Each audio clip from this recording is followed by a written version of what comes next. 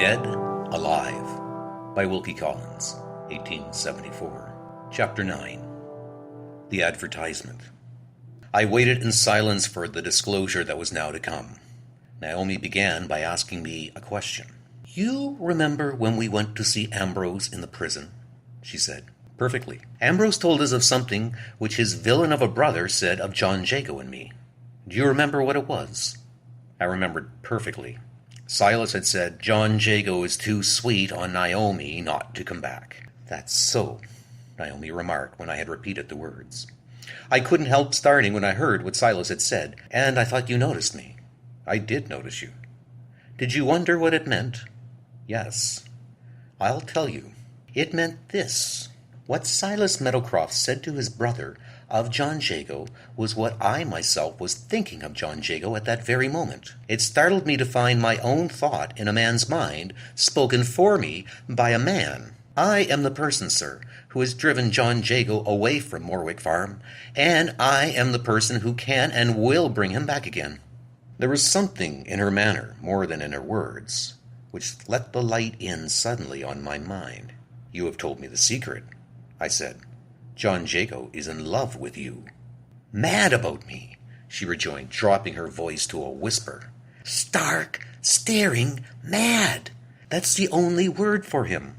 After we had taken a few turns on the gravel walk, he suddenly broke out like a man beside himself. He fell down on his knees. He kissed my gown. He kissed my feet. He sobbed and cried for love of me. I'm not badly off for courage, sir, considering I'm a woman. No man that I can call to mind ever really scared me before. But I own, John Jago frightened me. Oh my, he did frighten me. My heart was in my mouth and my knees shook under me. I begged and prayed of him to get up and go away. No, there he knelt and held by the skirt of my gown. The words poured out from him like nothing I can think of but water from a pump. His happiness and his life and his hopes and earth and heaven, and Lord only knows what besides, all depended, he said, on a word from me. I plucked up spirit enough at that to remind him that I was promised to Ambrose. "I think you ought to be ashamed of yourself," I said, "to own that you're wicked enough to love me when you know I am promised to another man." When I spoke to him, he took a new turn. He began abusing Ambrose. That straightened me up. I snatched my gown out of his hand, and I gave him my whole mind. "I hate you," I said. "Even if I wasn't promised Ambrose, I wouldn't marry you. No, not if there wasn't another man left in the world to ask me. I hate you, Mr. Jago. I hate you." He saw I was in earnest at last. He got up from my feet, and he settled down quiet again, all on a sudden. "You have said enough." That was how he answered me. "You have broken my life. I have no hopes and no prospects now. I had a pride in the farm, miss, and a pride in my work. I bore with your brutish cousin's hatred of me. I was faithful to Mr. Meadowcroft's interests. All for your sake, Naomi Colebrook, all for your sake. I have done with it now. I have done with my life at the farm. You will never be troubled with me again. I am going away, as the dumb creatures go when they are sick, to hide myself in a corner and die.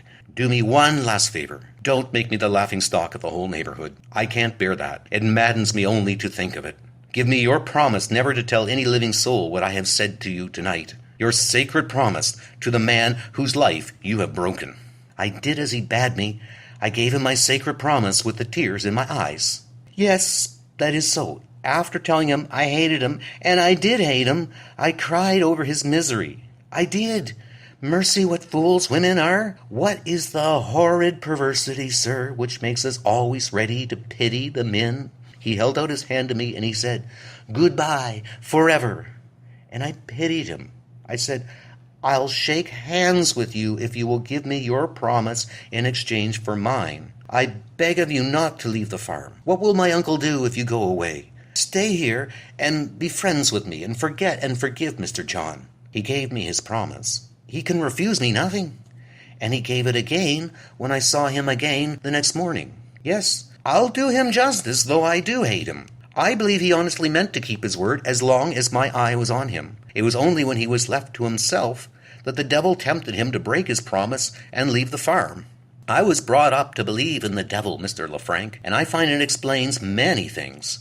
It explains John Jago. Only let me find out where he is gone, and I'll engage he shall come back and clear Ambrose of the suspicion which his vile brother has cast on him. Here's the pen all ready for you. Advertise for him, friend Lefranc, and do it right away, for my sake. I let her run on, without attempting to dispute her conclusion, until she could say no more. When she put the pen into my hand, I began the composition of the advertisement as obediently as if I, too, believed that John Jago was a living man.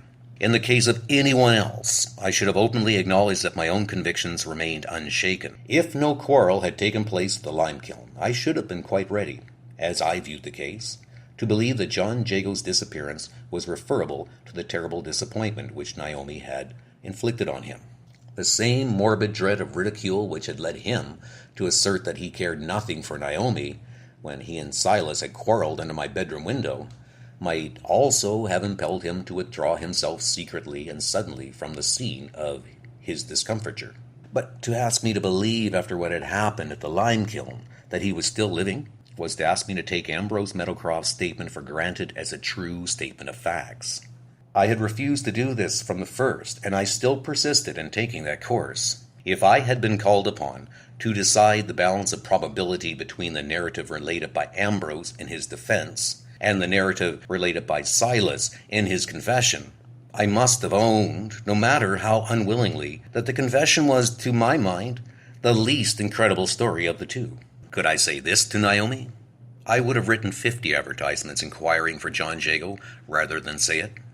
And you would have done the same if you had been as fond of her as I was. I drew out the advertisement for insertion in the Morwick Mercury in these terms: murder. Printers of newspapers throughout the United States are desired to publish that Ambrose Meadowcroft and Silas Meadowcroft of Morwick Farm, Morwick County, are committed for trial on the charge of murdering John Jago, now missing from the farm and from the neighborhood. Any person who can give information of the existence of said Jago may save the lives of 2 wrongly accused men by making immediate communication. Jago is about 5 feet 4 inches high. He is spare and wiry. His complexion is extremely pale. His eyes are dark and very bright and restless. The lower part of his face is concealed by a thick black beard and mustache. The whole appearance of the man is wild and flighty. I added the date and the address. That evening a servant was sent on horseback to Narrabee to procure the insertion of the advertisement in the next issue of the newspaper.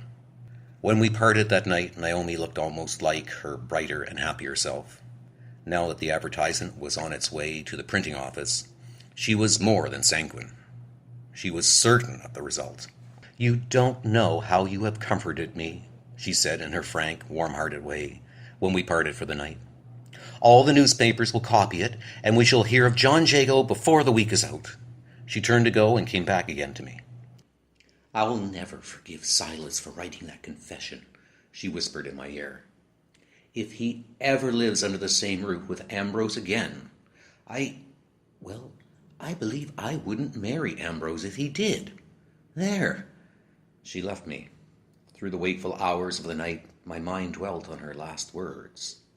That she should contemplate under any circumstances, even the bare possibility of not marrying Ambrose, was, I'm ashamed to say, a direct encouragement to certain hopes which I had already begun to form in secret.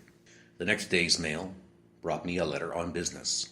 My clerk wrote to inquire if there was any chance of my returning to England in time to appear in court at the opening of next law term. I answered, without hesitation, "It is still impossible for me to fix the date of my return." Naomi was in the room while I was writing.